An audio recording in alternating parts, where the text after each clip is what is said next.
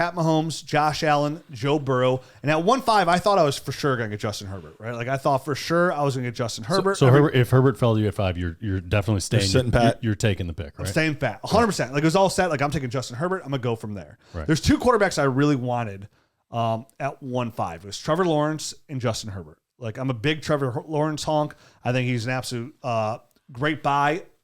What looks like an overpay today is underpaid tomorrow. That's what I feel about Trevor Lawrence in this draft class. End of the year, phenomenally. His ball placement, his skill set, who's growing with Doug Peterson.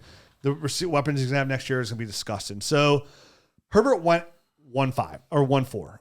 It kind of threw me off there. Right, absolutely. So 1.5, I knew I wanted Trevor Lawrence. Right. And I knew it wasn't really that wasn't a value good pick there. Because I knew Jalen Hurts was the right pick for that. But I'm still not. I love Jalen Hurts, but for a startup, he's still not the guy I would put all my eggs in his basket over like Trevor Lawrence personally. Okay. I was willing to take him if I couldn't move back to, but I wanted my guy. So I ended up moving back to just 2 spots, to move up 2 spots in the second to get my guy.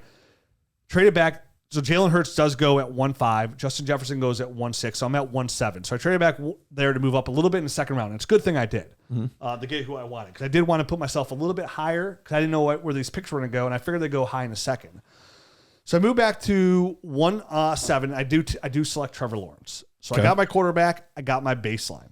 Just to fill out, Justin Jefferson went in between you guys. Right.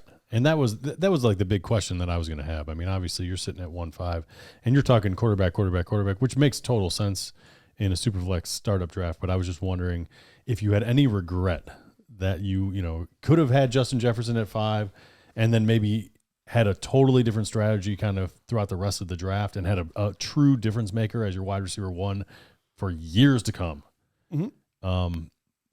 Instead of getting Trevor Lawrence, who I think has all the upside in the world to be the top 5 quarterback. Exactly. A top 5 type of guy, but he still hasn't proven it yet that he can do that. While Justin Jefferson totally has. I have some Trevor Lawrence stats, but they're on my other computer. I put a lot of, because I want to do a YouTube show, and I put a lot of study into Trevor Lawrence these last couple months of just about Doug Peterson's offense and how Trevor Lawrence played. And let me put it this way. I'm very happy having Trevor Lawrence. Okay. All his stats really pan out to me, like his air yards, his completions.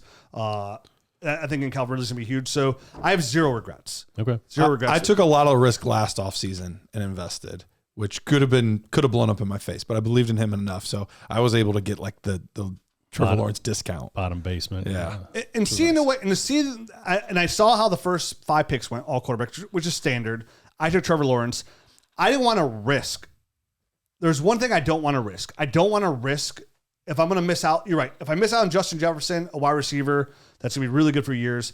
Yeah. But I know for sure I'm going to be in position to probably get, if I want, CeeDee Lamb, A.J. Brown, someone along those lines. Like once you miss out on the young quarterbacks, that's it. Sure. And to stay in the quarterback situation now, it's not pretty. So I could not risk missing out on that. And trust me, I told myself, I was like, I'm going to use this draft to get players I don't have. And of course, it never works out that way. And I know I have the privilege of knowing what happened kind of later and kind of some of the struggles you were going through later on. Some hindsight. So I was just wondering, having known how the rest of the draft kind of unfolded and where you ended up at the wide receiver position, I was just wondering if you had any little bit of tinge of regret.